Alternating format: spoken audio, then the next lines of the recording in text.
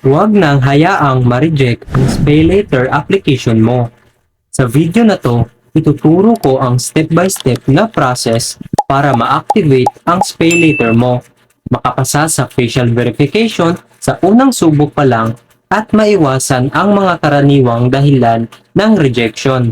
Lahat yan sa loob ng 3 minutes.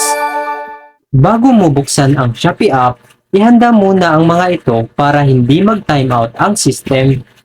Una, siguraduhing verified ang iyong main Shopee Pay account. Pangalawa, maghanda ng isang primary valid government ID. Kabilang sa tinatanggap ay UMID, driver's license, Philippine passport o Philippine ID. Pangatlo, pwesto sa isang lugar na may magandang ilaw para sa face scan. Ngayon, buksan ang Shopee app.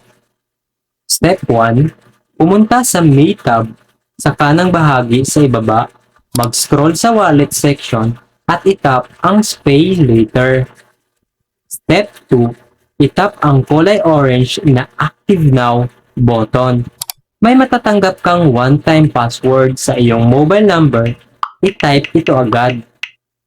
Step 3, ipantay ang iyong ID sa box na lalabas sa screen. Siguraduhin walang silaw o glare, hindi putol ang gilid at malinaw na nababasa ang pangalan at address. Step 4, suriin ng mabuti ang personal details. Dapat magkatugma ang pangalan sa iyong Shopee profile at sa na-upload na ID. Step 5, gawin ang facial verification.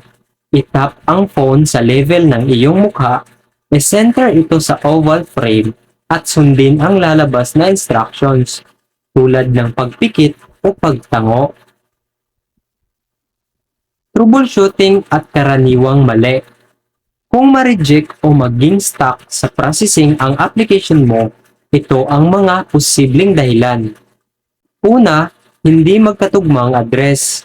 Kung malayo ang delivery address mo sa Shopee kumpara sa address na nasa ID mo, pwede itong ma-flag ng automated system. Pangalawa, malabo na litrato ang ID. Ang malabong ID upload ay nagdudulot ng automatic rejection.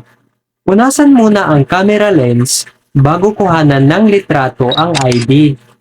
Ikatlo, bago o walang transaction history. Ang mga bagong gawang Shopee account na wala pang order history ay madalas na nakakakuha ng mababang limit o matagal na review. Gumawa muna ng ilang normal na order para magkaroon ng account history. Pagkatapos masubmit ang approval, ay karaniwang tumatagal mula ilang minuto hanggang 24 oras. Kapag approved na, magagamit mo na ang iyong credit line para sa 1 month hanggang 12-month installment plans sa checkout. Sarap. Hello? Sabihin mo lang, salamat Shopee! Gag. Mag-comment sa ibaba kung nagkaroon ka ng problema sa activation at i-share kung magkano ang nakuha mong credit limit. Huwag kalimutan i-like at mag-subscribe para sa iba pang mabilis na finance tutorials.